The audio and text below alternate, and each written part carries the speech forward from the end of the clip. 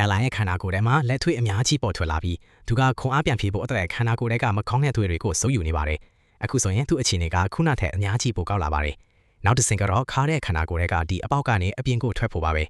သူတို့လိုကြောထားတွေကလူသားတွေထက်အစာပေါင်းများစွာထားလို့နေလို့အယ်လန်နာပြောပါတယ်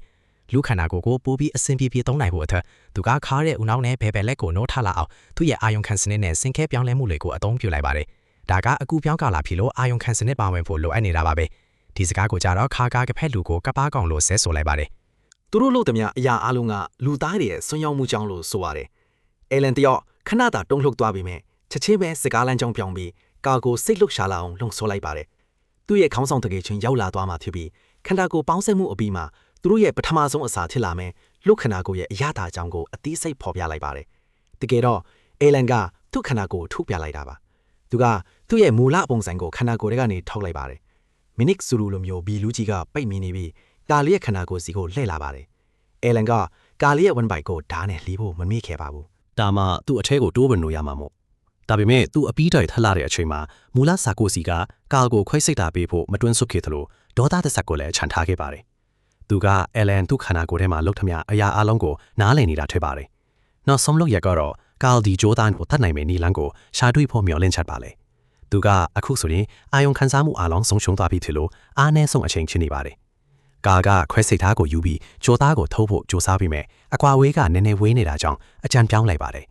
သူကအသက်ရှင်ဖို့လောက်ပဲမဟုတ်ဘဲအမြဲတမ်းပိတ်လှောင်ထားဖို့ဆုံးဖြတ်လိုက်ပါတယ်ကာကတေးဖို့မကြောက်တော့တဲ့ကြောင့်စိတ်ကိုပြက်ပြက်တသားလှုပ်လိုက်ပါတယ်ပြီးတော့ခွဲစိတ်သားနဲ့သူ့ရဲ့သွေးလွတ်ကြော်မာကြီးကိုလှီးဖြန့်လိုက်ပြီးရှင်းပတ်ပေါ်မှာအရေးအယောင်တစ်ခုချမ်းခဲ့ပါတယ်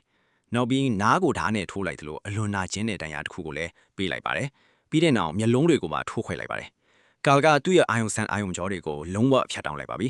အာလင်ကကာရဲ့ခန္ဓာကိုယ်ထဲရောက်သွားတဲ့အခါပတ်လည်မှာအမောင်ထူးကြီးကိုပဲထွေးလိုက်ရပါတယ်ဒီအချိန်မှာကာကသူ့ရဲ့အာယုံကြောအမှတ်စဉ်ရှင်းနဲ့ဆက်သွယ်ထားပါတယ်ဒီအချိန်မှာအယ်လန်ကတော့တာလွန်နဲ့ဂျိုးသားအသက်ရှိမဟုတ်တော့ပါဘူး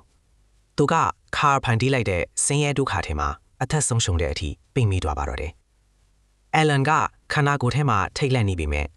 လူသားတွေကိုအထင်သေးခဲ့တဲ့သူ့အကျိုးဆက်ကိုပြောင်းလဲဖို့ဘာစွမ်းအားမှမရှိတော့ပါဘူးအချိန်စေ့သွားပါပြီအသက်ကြီးတဲ့ရဲအရာရှိကကားပါကင်မှာပေါ်လာပါတယ်